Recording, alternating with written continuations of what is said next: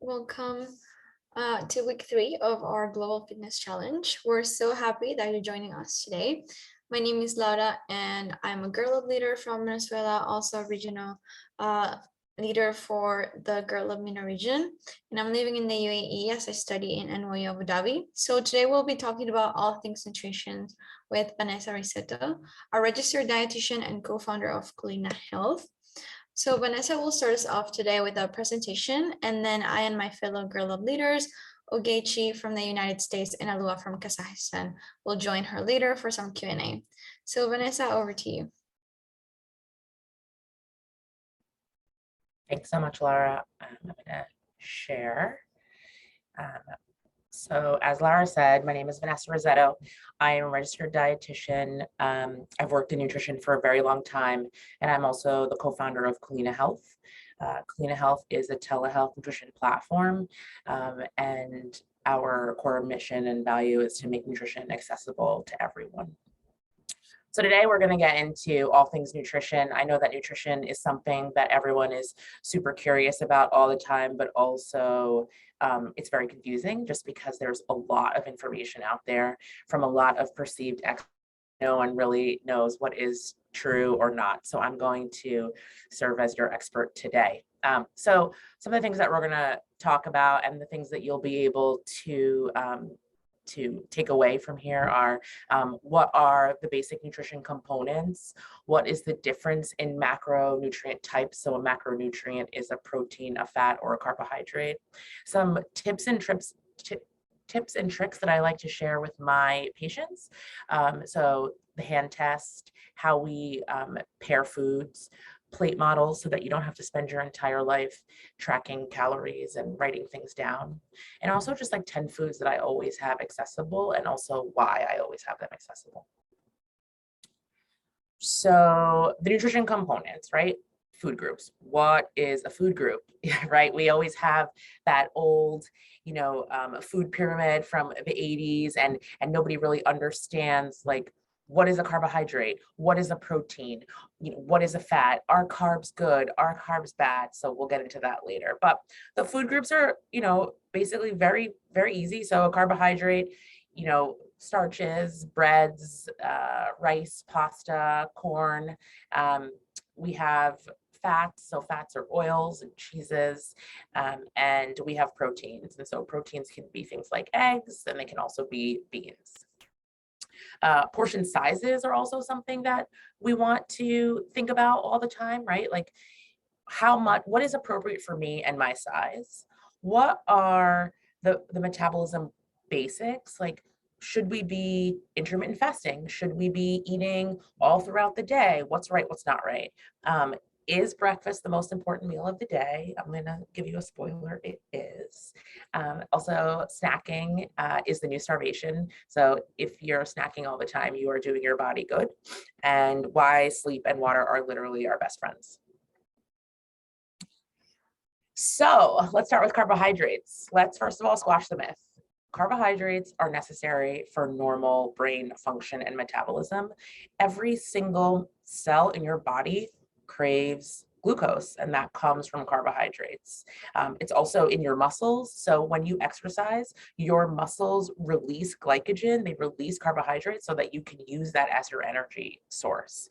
So we don't have to stay away from carbohydrates. We just have to be smart when we're eating them and making sure that they are really nutrient dense and that we're getting as much bang for our buck. So what do I mean by that, right? Like if you are eating, for example, chips, right? Like we're going to eat Doritos. I always talk about Doritos because they're my favorite chip and I'm waiting for them to give me a brand partnership. So everyone stay tuned. I'll let you know if that ever happens. If we're eating chips, cool, you can eat chips. There's nothing wrong with that, but it's going to get digested pretty quickly because we don't have any protein or fat along with that. And we don't have a fair amount of fiber that's going to hold us over and keep us full. And so these carbs are found in breads and products made with, any flour, pasta, rice, even, starchy vegetables like a potato or a turnip, for example, or carrots when they're cooked. It's also found in fruits. So, most people obviously know that, but you can find it in an apple. You could find it also in berries, but those also have fiber. So the digestion is slowed and we feel more full for longer. Also found in milk and yogurt.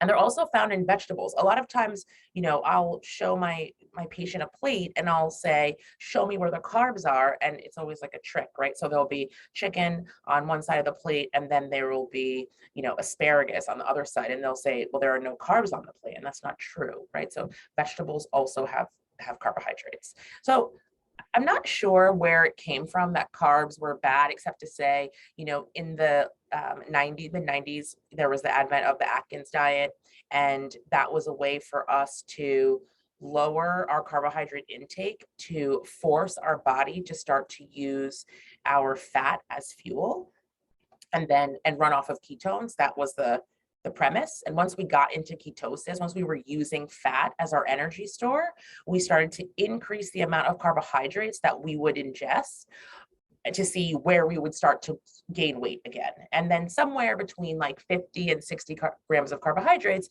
is where people would sort of like level off. And I think that from there is where everybody started vilifying carbs. Not to say that you have to eat carbs at every single meal, although I mean, that is preferable. You can get away with maybe a little less if that's your comfort level, but we don't have to say like all carbs are off, because we obviously need them. So like I mentioned before, carbs are in vegetables, all vegetables, right? They're even in dark leafy greens like a kale or spinach, but they're also in corn and peas and potatoes. And so again, nothing wrong with that. But if you want to think about your carbohydrates, or for example, if you have an issue with your blood sugar, if you're a diabetic and you were having protein on your plate and you wanted to have potatoes, for example, then you wouldn't also have this additional rice, right? Because then you would be having two starches, and that might affect your blood sugar in a negative way. If we don't have any issues with our blood sugars, then by all means, like feel free to have starchy vegetables and feel free to have the rice. I would also probably have, a non-starchy vegetable like broccoli and spinach, just because there are a lot of antioxidants, there's a lot of goodness and a lot of extra fiber, and that's obviously going to help us throughout our day. So protein is always like the hero, right? So back to the story that I said a little bit earlier about Atkins, right? If we fill up on protein, then we won't have a propensity to fill up on fats and carbohydrates, and we can quote unquote keep our weight down, because that's always what has been in the back of people's minds for a very long time, that weight and health are directly correlated, and that's not exactly true. Just because you are perceived as overweight doesn't mean that you are, and just because you are perceived, that doesn't mean that you're unhealthy, and just because you are perceived as thin doesn't mean you are healthy, right? It's really the sum of many things. It's multifactorial. It's are you eating fruits and vegetables? Are you eating at a regular cadence? Are you moving your body? Is your mind right? Like, do you feel good in your mind? So even though protein is the hero, and protein is great, right? Protein is the building block of all cells. Protein helps to keep us full. Protein also helps to keep the components of meals very fun, right? If I only ate rice every single day, I'd probably be bored, but it's much more fun to add beans, for example, to my rice. And it's also fun to have the additional, fish or chicken or turkey or egg. So there's a lot of variety that can happen from the protein that we take in. So different types of protein are, like I said, fish and seafood, also cod, scallops, shrimp, ground turkey or chicken. Pork is actually, like pork tenderloin, for example, is very lean meat. People always give pork a bad rap, but it is a healthy lean meat that you can have. Veal, also some game meats, but also other types of protein that people forget about. I mentioned the eggs, but also dairy products serve as protein, and kefir, for example, or soy products like tofu and beans and tempeh. So people often are looking for more plant-based meals that have higher protein. So beans are one of them, but also, for example, you could do pistachios on a salad, because one serving of pistachios is 6 grams of complete protein per serving. So there are definitely different ways to get creative making food without using animal protein. So, and you don't have to eat tofu every single day. So that's another misconception that people have. And then fruits and vegetables. So fruits contain 15 grams of carbohydrate per half cup serving, and vegetables contain about 2 to 5 grams of carbohydrate per half cup serving cooked. So it just depends on like what vegetable you're having or what fruit you're having. And so for a long time also fruit got a bad rap. And the reason for that is because fructose has sucrose, which is sugar in its basic form, right? And it also has glucose. So those two things together are known to elevate your lipids. So your lipids are like cholesterol, for example, right? That makes it go high. So in everyone's infinite wisdom, right? We're always looking to figure out what is the bad thing that I'm doing?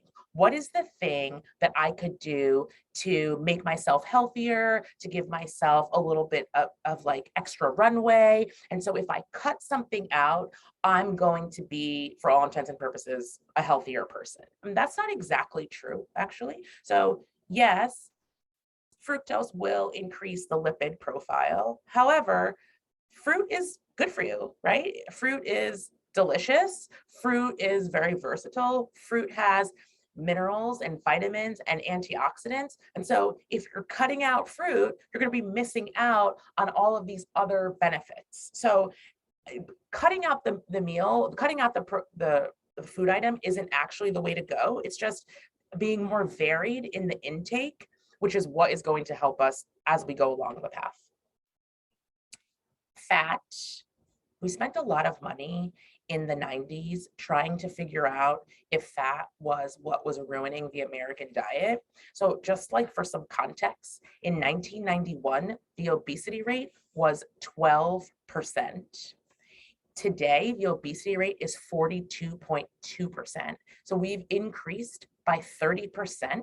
And for all intents and purposes, we're smarter. We have more knowledge. We have done more studies and more research, and we're worse off than we had been. So like, what was the difference, right? You know, in the 90s and the late 80s, food wasn't as processed. We didn't have a lot of access to knowledge about food. Influencers didn't exist. There was no Instagram. So I didn't know what Kim K was eating every single day and trying to emulate that. So I think too much knowledge has maybe, you know, gotten us into another place where we might be in a little bit of trouble. But in the 90s, and none of you probably know this because you weren't alive and I am much older than you, but in the 90s, we thought that fat was the culprit, it was evil, and we started to make everything fat-free. And the thing that people forgot was that we would strip the food of fat and we would add sugar to give it that mouthfeel and texture. Because how do you eat first? You actually eat with your eyes, and then the food, like how does the food feel in our mouth? So we had to replicate that. The little science for you, I'm always trying to give some education, is that sugar actually makes fat. So you weren't doing anything better for yourself by eating anything that was fat-free. So good fats that we know of are avocados, nuts and nut butter, flax, you know, chia seeds, like oils rich in mono and polyunsaturated fats are good for your heart, olives, canola oil. I think, you know, coconut oil. Recently, they talked about how coconut oil might be, I think a Harvard professor said it was like the devil. And that's not true, right? We're just taking one snippet of information that we learned about coconut oil, which is it's a medium chain triglyceride. And a medium chain triglyceride has a better uptake into the body for metabolism. And because of that, we think that it helps with weight management. It's just something that we think, right? We don't actually know it. Sorry guys, we don't actually know it. And so because of that, we're like, oh, well, we can have as much coconut oil as we like it doesn't matter. And so of course we were starting to see this elevation in people's lipid profile because we were over consuming fat, because we took this one little piece of information that we learned and we the entire other way. So while education and knowledge is definitely power, we have to be very discerning on how we learn about this and how we implement this, because we want to make sure that the information that we're taking in, we're really thinking about it and still making good choices. Okay, so I promised you some tips and tricks. So a lot of people really want to know how much food they should be having for their body. I'm sure a lot of you have heard about like, oh, if you want to maintain a healthy weight, or oh, if you want to lose weight, you should only eat 1,200 calories a day. That's not actually true unless maybe, I don't know, you're my 8-year-old son. Most adults and most teenage girls who are active and moving and walking around and playing sports and dancing need more food. And so how much food I need is entirely different than how much food my best friend needs, because we're different heights, we're different sizes, and we have different goals, and we move different, and our days are different. So a good rule of thumb, if you're trying to figure out, okay, how much should I be taking in? So if you look at your hand, the palm of my hand without my fingers is different than your palm of hand. So I'm sure if you hold up your hand right now and you look, you'll be able to see. Also, the thickness is different. So if you're trying to eyeball how much protein you should have, this is a good start.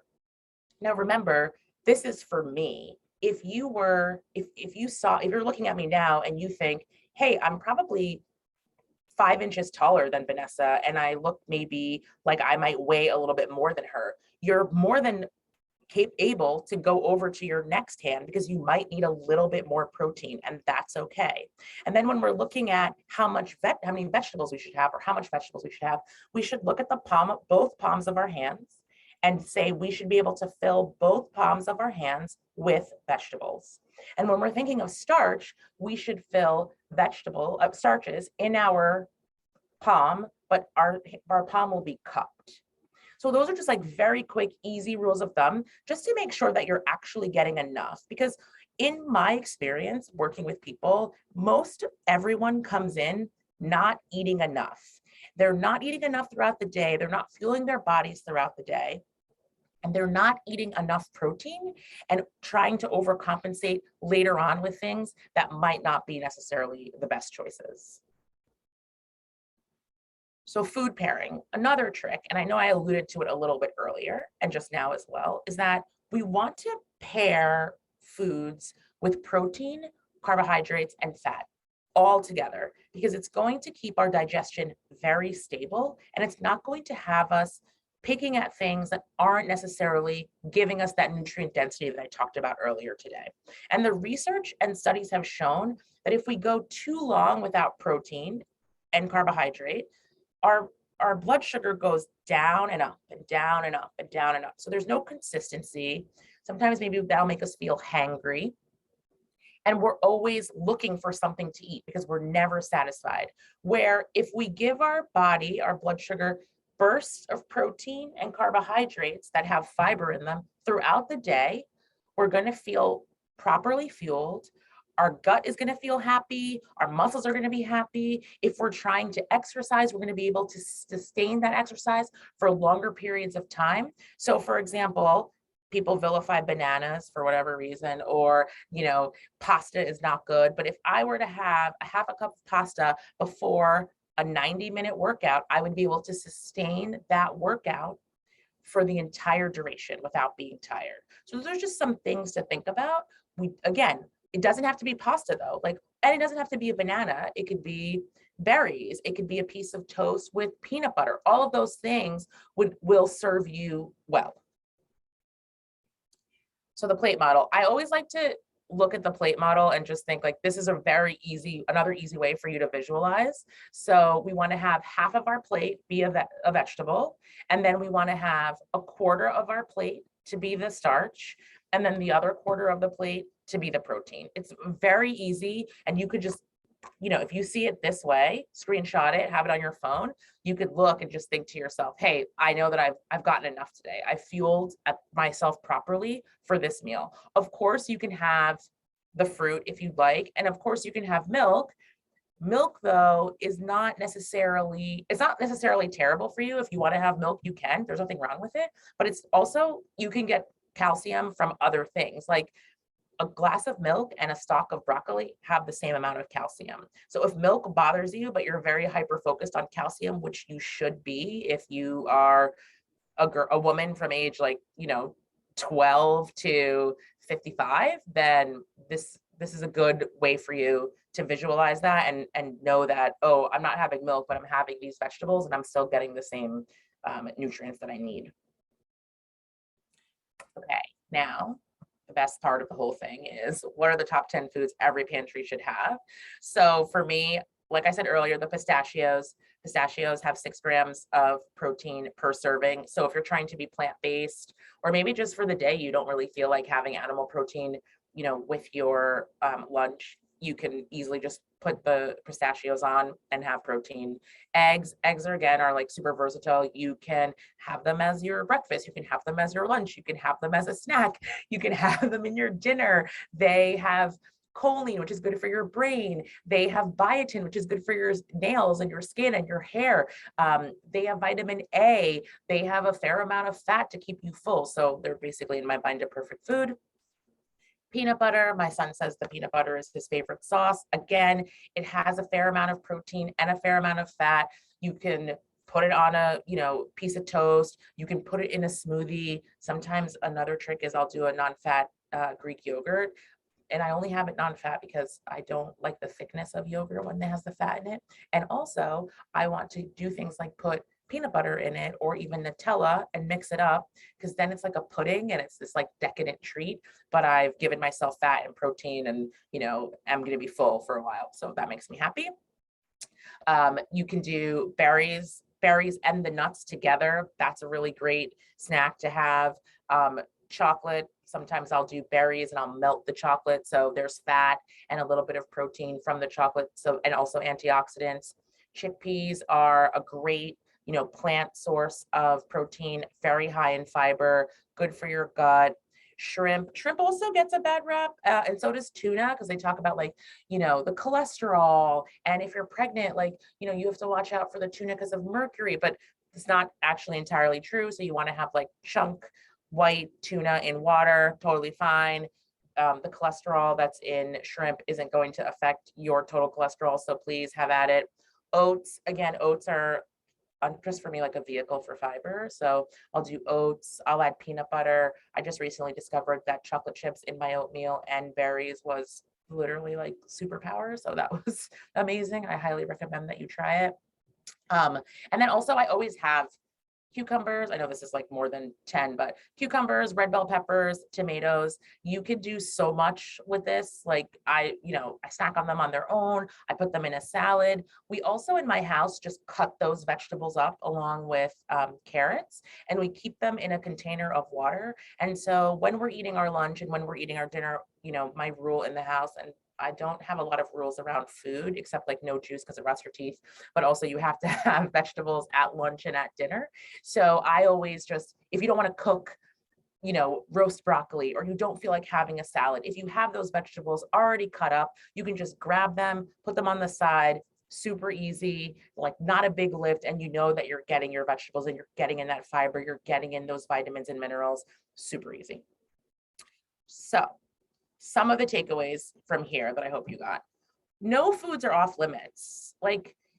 Food is meant to be enjoyed. It's how you connect with your friends and your family. There's nothing here that you can't have, right? It's just that, of course, right? Like I said earlier, potato chips don't have a lot of nutrient values to them, right? So they taste good and I want to have them. And of course, that's great. Just think about, I should also make sure that I'm having things that are going to give me something in my body that's good, right? It's going to help my heart. It's going to help my gut. It's just going to make me feel full for longer. Protein, fats, and carbohydrates paired together for your specific goals will give you the maximum benefit. So, are you an athlete? Do you feel like you have a hard time staying full? Do you, want to explore plant-based proteins, all of those things? So not omitting any macronutrient helps to keep your diet more varied and helps you to have more success, right? Varying your intake ensures that you obtain a wide variety of vitamins, minerals, and antioxidants. Don't be afraid to try new things. And when you start to restrict is when your options become very limited. And when your choices become very limited, you're not going to be able to get the best out of the food that you're eating. Like, also, the last thing is just like, you should enjoy your life and enjoy your food. Don't let anybody tell you otherwise.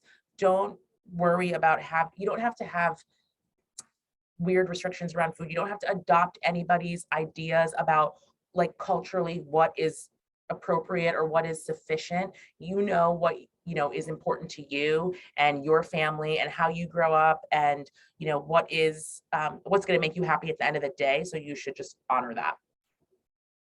So I hope that was helpful. I'm excited for your questions, and now I want to invite back my girl up friends Lara, Alua, and Ogechi to some Q&A.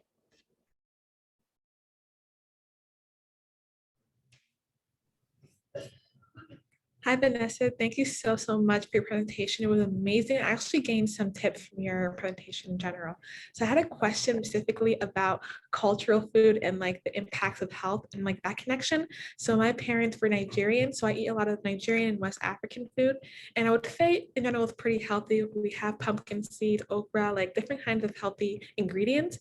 But I think one major ingredient we use is palm oil, red palm oil, which I know can be pretty unhealthy. Like I have a different combination. I know it's like in a lot of processed foods also. So how can you make sure you're also having a healthy, balanced diet, even when the food you may eat culturally is very high in fats or high in calories?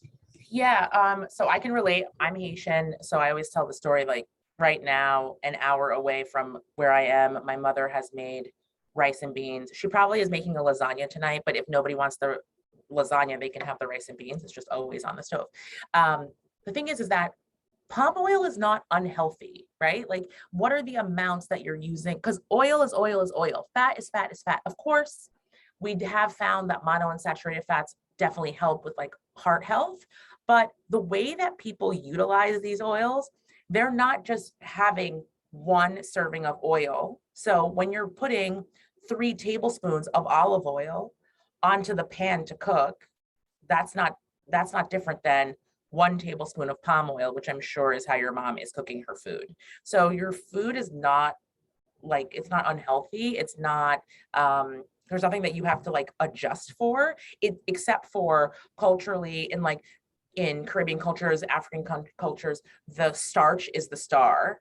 Also because, meat is expensive. So we're just like switching that around and saying, we're going to make protein be the star, and also the non-starchy vegetables. Because again, in African cultures and Caribbean cultures, they don't necessarily eat a lot of non-starchy vegetables just because of like the climate and conditions of what are growing. It's more root vegetables, which also are very high in fiber, but you just have to think about, okay, like let's start exploring.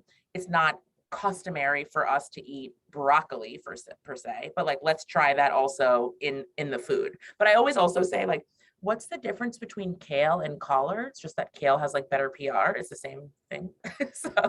so we just have to just like adjust our minds in that way. I also feel like what's the difference between, like, we eat a lot of yams in our house, like yams and potatoes, the difference between all the different starches, like do they have like a difference? I don't know. I never really thought about that. They don't. So like a yam, a sweet potato, a regular potato, like the fiber intake or the fiber amount is like negligible. Maybe the difference is like 1 gram of fiber. So what knowledge do you need to have is that the serving size is half a cup, but it's going to affect your blood sugar exactly the same. Oh, okay. Makes sense. Thank you for that. Thank you. Yeah.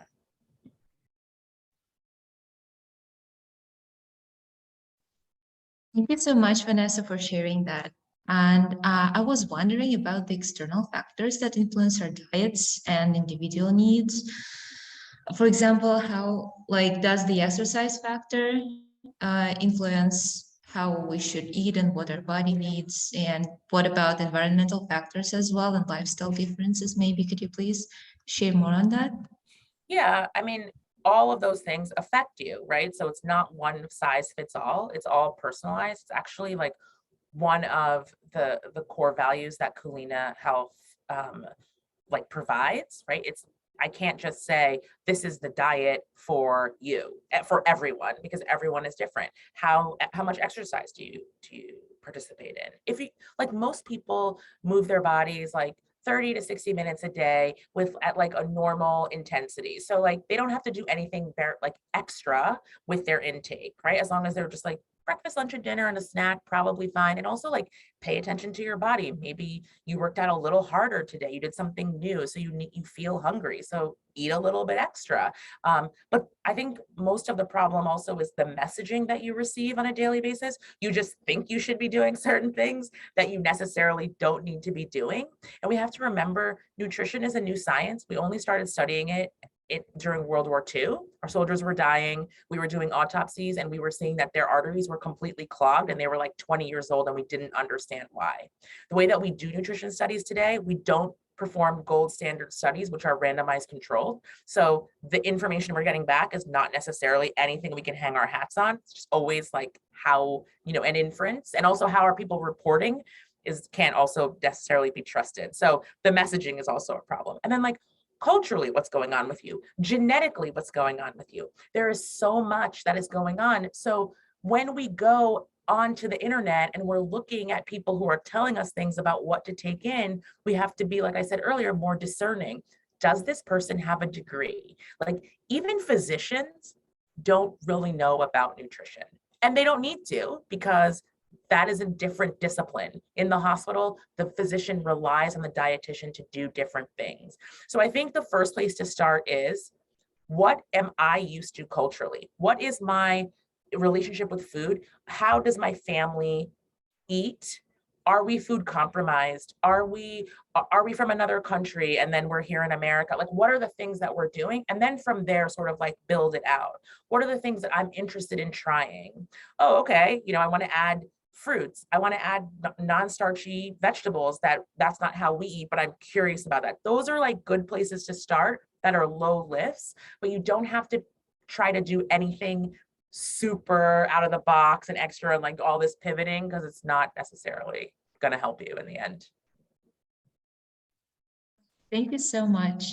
And I know that you already touched on it in your previous answer, but can you please tell more on how we can assess our own nutritional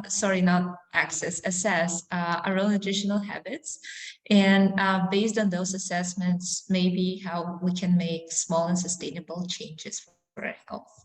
Sure. I mean, look, everybody can improve their diet in some way, right? I mean, I don't know. I don't think I drank water yesterday. It's just like, and that's not normal for me, but it's a thing. So you could talk to somebody, right? You could talk to a registered dietitian and they can help you with that. Or you can on your own just think, okay, I just heard Vanessa talk at Girl Up and she mentioned vegetables at lunch and dinner. Let me like see how I eat during the week. And then you say to yourself, I actually don't eat a lot of vegetables. But also Vanessa gave me that tip about cutting up the vegetables. Let me think of the vegetables that I like, and I'm going to just try to like incorporate that, right? So like, it's not about taking anything away. It's just about seeing where I can make improvements. And so we all know that we can benefit from vegetables, fruits, water. I don't really exercise that much, but I also am not very athletic, but I could walk 30 minutes a day. I have a dog, so maybe I can do some walking. Like, so always just think about not what you could take away, what can you add that definitively is going to help you.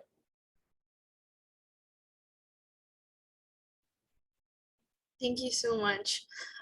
So my question is more related to health trends, like intermittent fasting and like, I don't know, other trends. And so, superfoods and other stuff such as that. And so I feel sometimes that people get lost with all this information. What trends should they follow? What type of like, not diet, but like way of eating or food preferences they should follow based on all this information. So my question for you is, how can we sort through the trends and endless information and actually figure out what is like science-based, healthy, and that actually works for us? Totally. So reading the trades will make you kind of crazy because you never know what is right. Like I think for 60 years we've studied eggs, and so like 1 week eggs give you, cholesterol, high cholesterol, and then they don't. So it's always a back and forth, right? So the same thing applies here. Yeah, a diet is a pattern of eating, right? A fad is keto, intermittent fasting, all of those things, right? And so we can say to ourselves, sure, if I don't eat until 4 o'clock every day and I only eat for 2 hours, I'm not going to take in enough calories and I'm probably going to lose weight. Is that the best option and the most sustainable option? It sounds like pretty unpleasant. So if I did it, it's going to work, but is it going to work long term? Probably not, right? So again, everything is very personalized. What are you wanting to do? How do you think you could be happiest with what you're eating? And like everybody's like trying to follow a celebrity, right? Like, oh, what is this celebrity doing? They did it, I'm gonna do it. But like celebrities have unlimited resources that we don't have. So we have to try to go back to basics and just think, how does my family eat? What resources do I have available to me? And what am I able to execute? And again, it doesn't have to be anything dramatic.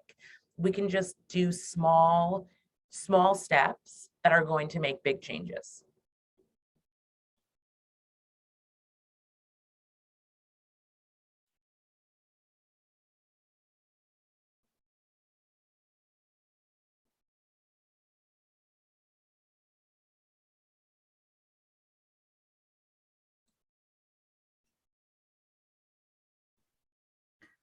So I think, thank you for your answer. Usually it's really hard for students. So maybe, I mean, we can share a little bit about our experiences as well and just have a conversation about us, and how this applies to real life, right?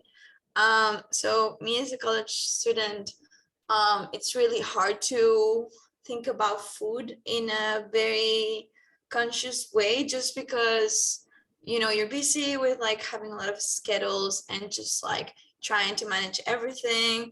And let's say finals, that's like the point where you're like, I don't care about whatever I eat, I'm just gonna get through this.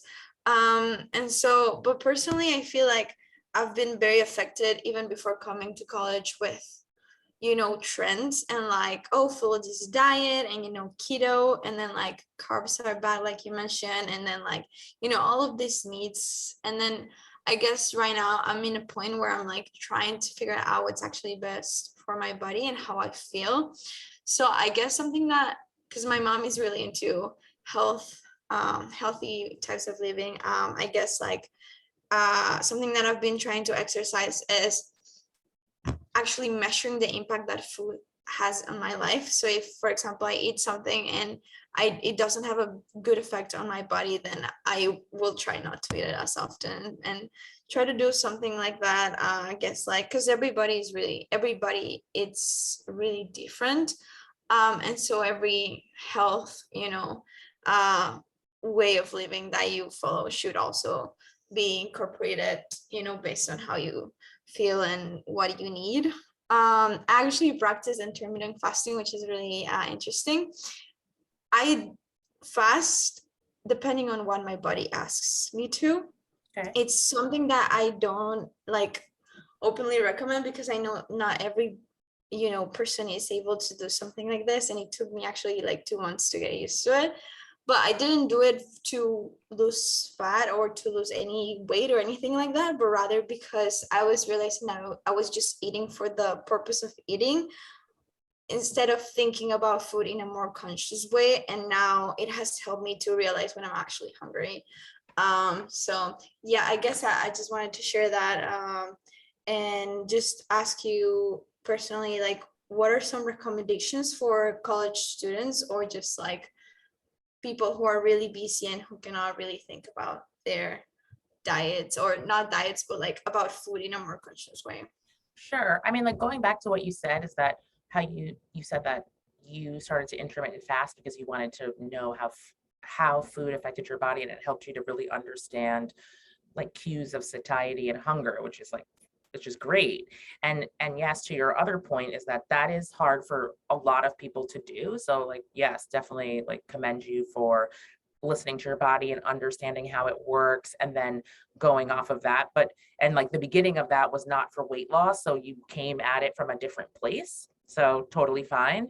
And I think that intermittent fasting can work for some people. That's why like it's all about personalized nutrition. It can't just be, like I said earlier, like this blanket one size fits all. You have to like really understand the person and then tailor the plan for them. I think like actually being at college, it's like hard, but it's also like easy because somebody is making the meals. So you can go access food, right? Like, and it's like 24 hours a day.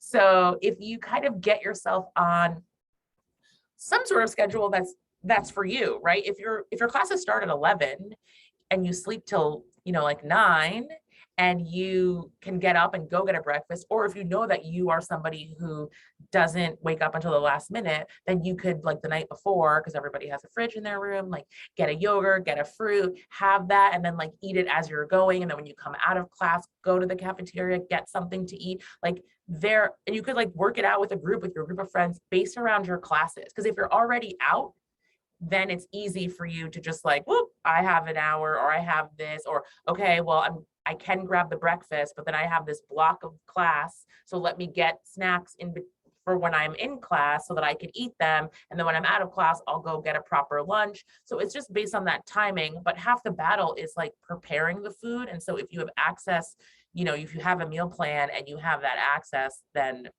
you're definitely halfway there. I think kind of on the same point, I think one thing with me living still under my parents' household, even though when in college next in the fall, what you eat, what your parents provide or have money to pay for. So there's not much room to venture out and try like maybe new fruits I want to try. Like I really haven't tried many berries, strawberries, stuff like that, which is interesting because it's what your parents have money to pay for, honestly. So I think something with school, like school provides other things that I can venture out and try at school, like maybe the salad bar our school has. I could try using that sometime, making my own sandwiches on the sandwich bar. I think it's also ways to just venture out outside of your home, what they have like every single day, and just try new things. Totally. That was my big problem in college, is that like the day that I was going to college, I went to Fordham University in the Bronx in the 90s. My mother was doing my laundry and like making food for me to take with me. And the first time I ever had macaroni and cheese was when my roommate made it in a hot pot. And I was like, your mother does not love you. Like, what is this? But the problem was that I didn't know anything about food. So I just like had this meal card, and it was like the first time in my life that nobody was telling me to eat these vegetables or eat in this way. I was like now adopting this like very American diet that I was not like used to, even though like it's fine. Like I grew up in the suburbs or whatever, but like I was never one of those kids that the mother like ordered pizza on a Friday. I like loved to go to my friends' houses that their parents would give them. Like they would go out to dinner. My mother made every single meal. I cannot remember a time that my mother didn't cook. And so I actually got myself in trouble in college a little bit, where I actually graduated 50 pounds heavier than when I got there, because I spent my whole time eating the junk in the cafeteria. Like I never was eating vegetables. I was not eating fruit, like literally for 4 years. It just like wasn't happening. And that was a problem, right? Because nobody ever talked to me about food. I just like the food was in my house and I ate it. So now that I'm like away from these people and I can eat whatever I want, now it's like freedom. So I always share with parents, like, even though like culturally that's not how you eat, like you want to introduce your kids to more variety so that it's not this like forbidden thing when they get to a place where they're away from you and then they're just going off the rails. And also it was the Bronx in the 90s, which like wasn't a very like great place. Actually, I think about it now, like that my parents let me go there was like nuts. But it was just like a sea of fast food. There were like, one grocery store that was this small and it didn't have like consistent things, which is like a whole other story. Thank you so much for sharing that, Vanessa. I can totally relate to that. Growing up in Kazakhstan, my mom is very into the healthy eating topics, and so like at home she would cook every meal herself and try to make sure that she knows what's in the food basically. And when I go to college in the US, and In my first semester there, I like started eating everything that I wasn't allowed to eat. And that was a huge problem because I just noticed that eating sugar, I started consuming a lot more sugar than I used to. And it actually, I'm not sure if that works for everyone that way or not. But for me, it like deteriorated my mental health a lot. Overconsumption of sugar, not like the sugar itself. Yeah, and what I try to implement in my diet is staying away from like trying to track if I actually need a thing that I want or not. And if I feel like I really need that, I would go and eat that. If it turns out that I don't, I just don't. And when it comes to desserts, I usually realize that I don't really need that right now and I eat fruit instead. Yeah, that's what I wanted to add.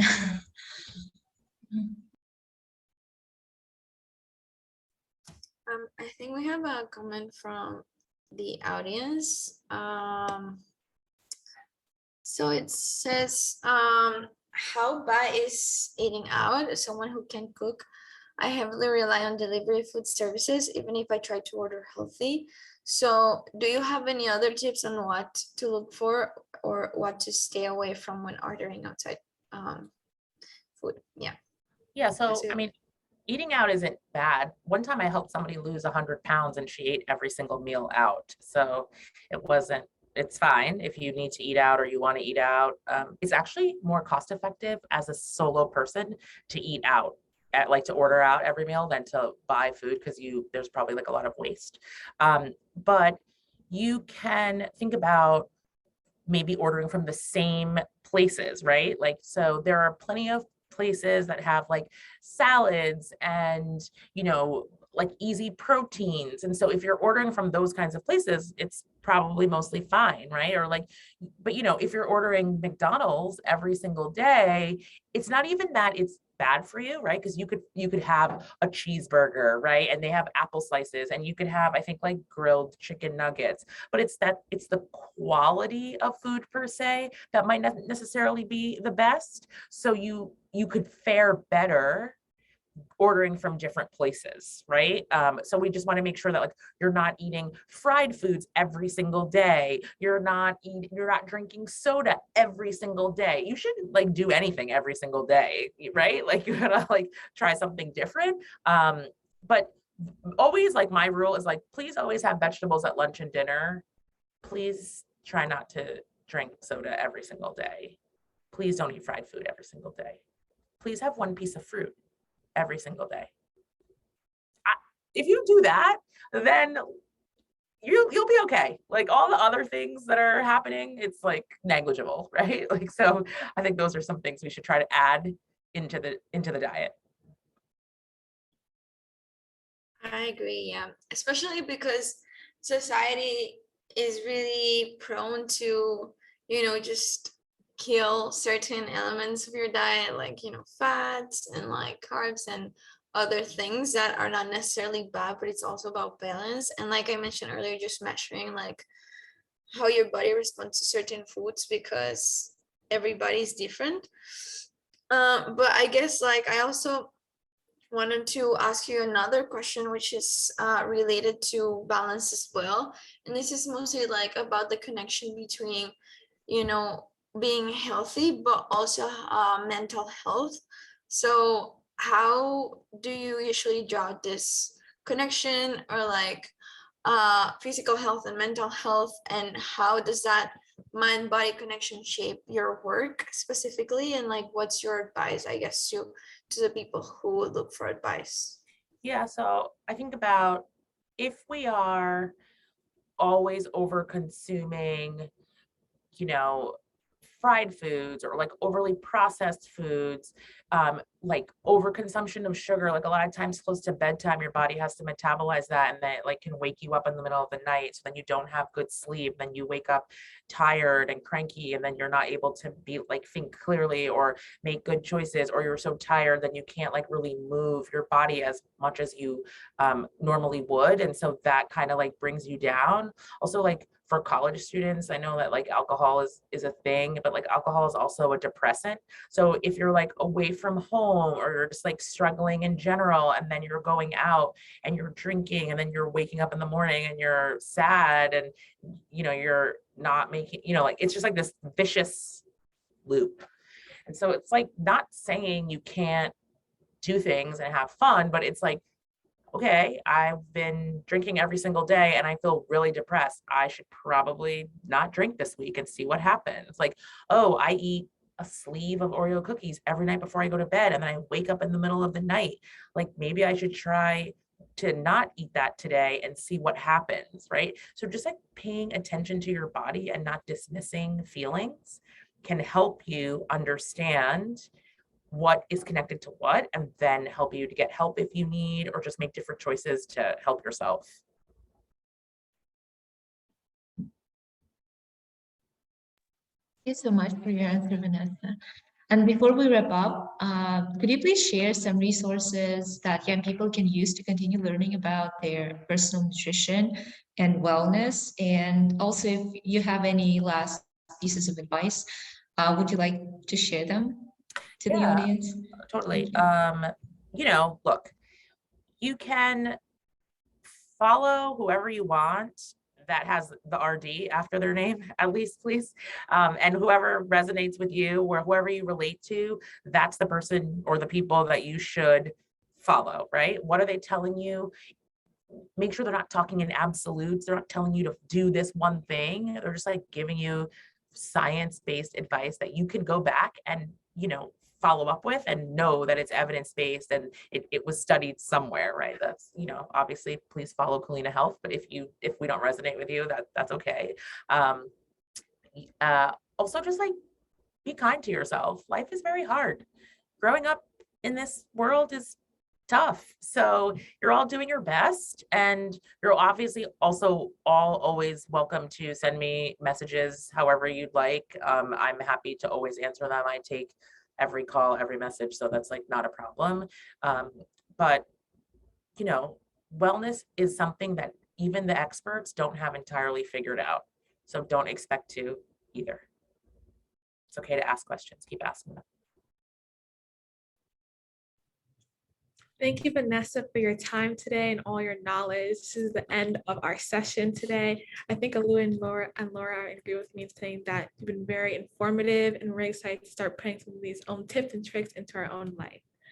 Grow Up community, thank you as always for joining us. We hope to see you at our last Global Fitness Challenge event on mindfulness, balance, and boundaries on Wednesday, May 25th. Make sure to register in the chat that Nicole posts in the chat below. Thank you again, and thank you all for joining us. Thanks. I'm going to say bye to all our attendees today. Thank you so much. And that's the link in the chat right there. You can register for our last challenge.